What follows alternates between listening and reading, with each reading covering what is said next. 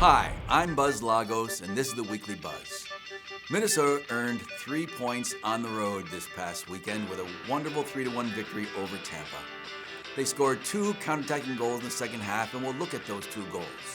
Their next opponent, Indy, also can counterattack, and we'll watch their counterattacking play too.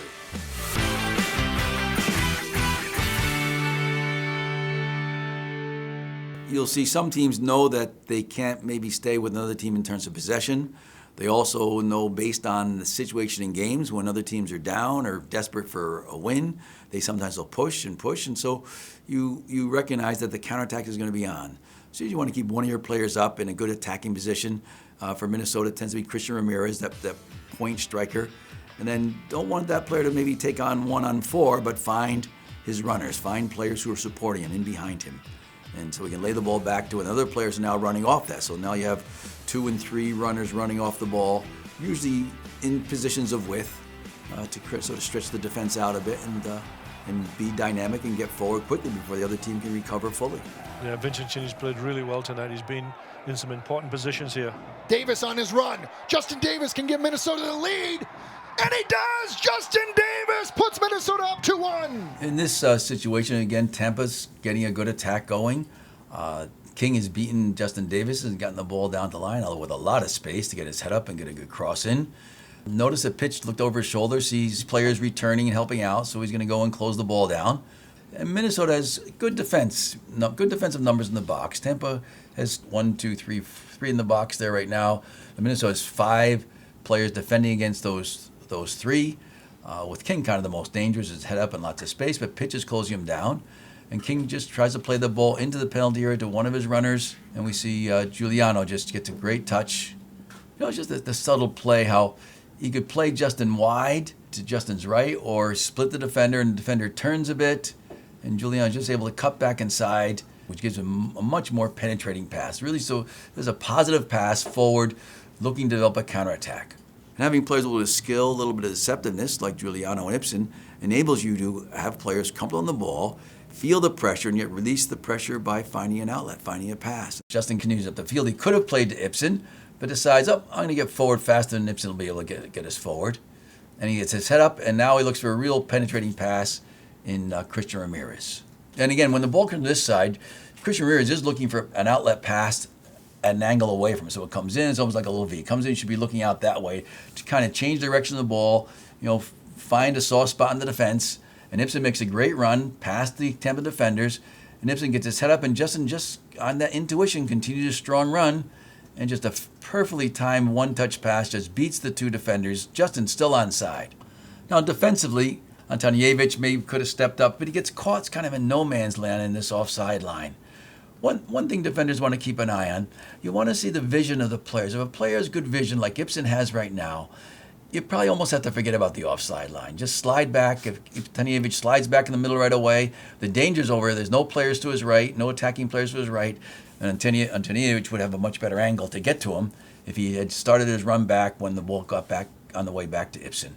So he's just holding that line, and Ibson just reads it perfectly. Now, as Justin makes his run, he's going to try to get his body in between Shriver and the ball. He wants to get Shriver on his back. And notice he does that. So Shriver doesn't want to foul him because there's likely a red card. He's out of the game.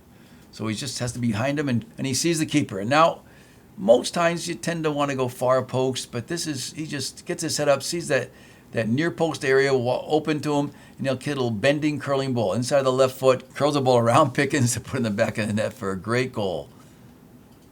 And this has been becoming kind of classic Justin Davis, who just reads those runs, makes those strong runs up the field, again the head up, and curls that ball by the keeper for a goal.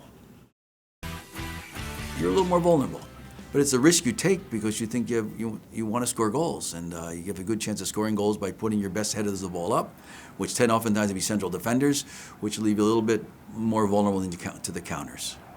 Minnesota United with numbers. Davis, 3v2 for United. Davis looking for goal number 2. Gives it to Mendez. And he puts it home, and Daniel Mendez, for the 2nd week in a row, scores for Minnesota. Once again, we see Tampa's pressing to get a goal back again. They've had a corner kick. They got They're big headers of the ball in the box. They have numbers up there. They're really trying to tie this game up. There's 11 players defending, trying to protect this 1-goal lead. A little delicate chip in by King, but Kevin Venegas is able to get a leg on it, get it back out. And now just a great little touch by Mendez. Daniel Mendez just knocks the ball around, finds Andrei Gatsmanov. And notice the flick by Andrei Gatsmanov. Just outside of the flick, he lifts it up in the air because King puts his left leg in there. If the ball's on the ground, he's got it blocked in the air. He can't get to it. So just a little little flicks that make a difference. The touch by Mendez, the touch by Gatsmanov to Giuliano. Then Giuliano just turns and sees Justin Davis making a strong run in front and finds Justin right away. With Mendez running now we've created a 3-on-2. Ramirez is offside, so the defense doesn't have to worry about him too much, and Justin makes that strong run. Now the two defenders have to get back a bit. King's got to slide back quickly. Should be driving back early. Sweat now is closing down the ball, which he has to do, and King now has to keep an eye on Mendez and Ramirez. As Justin comes inside, Mendez goes outside to keep the channels and spread the defense out. And that outside run just gives him a little bit of space as the defender played Justin one man-on-man.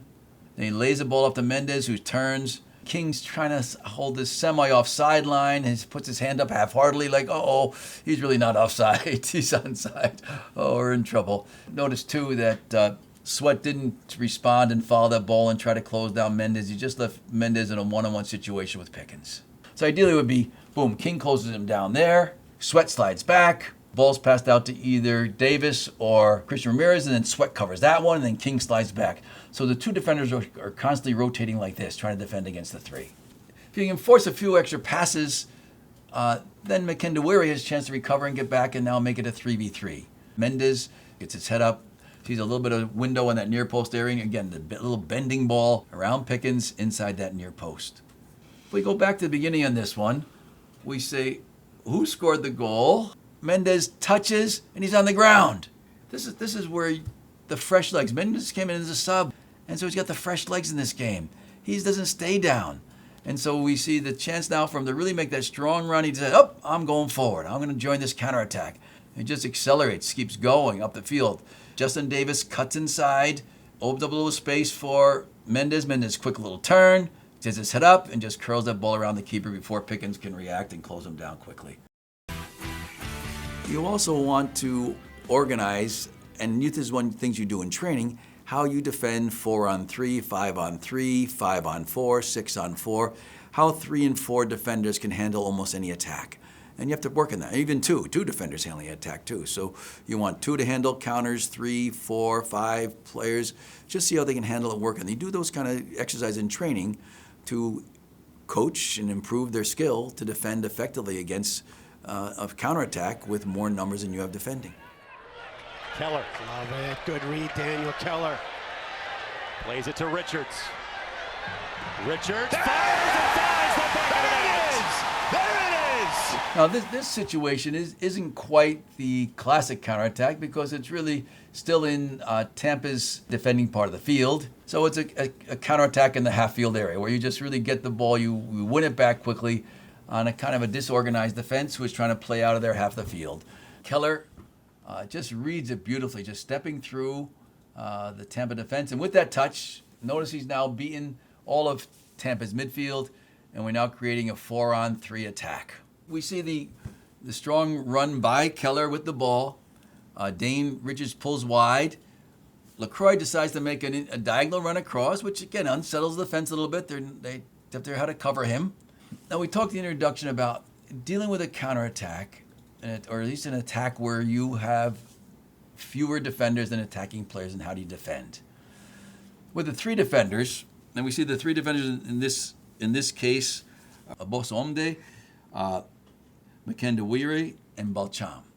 Now Abosomde is in the middle, and that's usually the player you want to step to the ball. So Abosomde will step to the ball.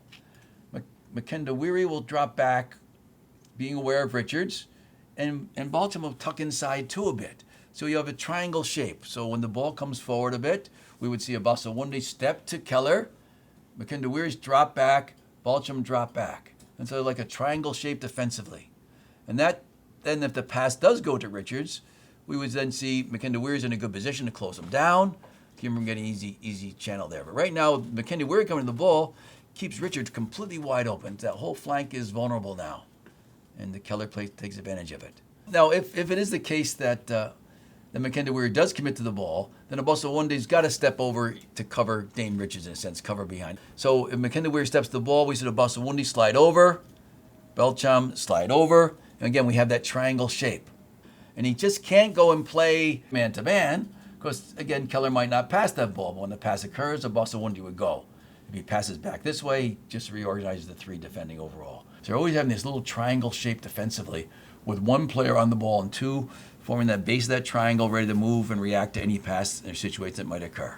And that's how 3 want to defend against 4, 5, 6. It's the way 3 have to defend, and they can be effective in defending if they understand each other, know how they're going to run, and these are things you're working in practice so it becomes very instinctual, and you not have to look over your shoulder, see where your guy is going. You know he's going to be there. Minnesota's making a strong run down the stretch. With 6 points in 2 road games, they come home to play Indy. Their scoring attack has been very varied, with many different players scoring. They've been scoring off of set pieces, counterattacks, through the run-up play. They are leading the league in goals. They hope to continue that offensive production next Wednesday against Indy.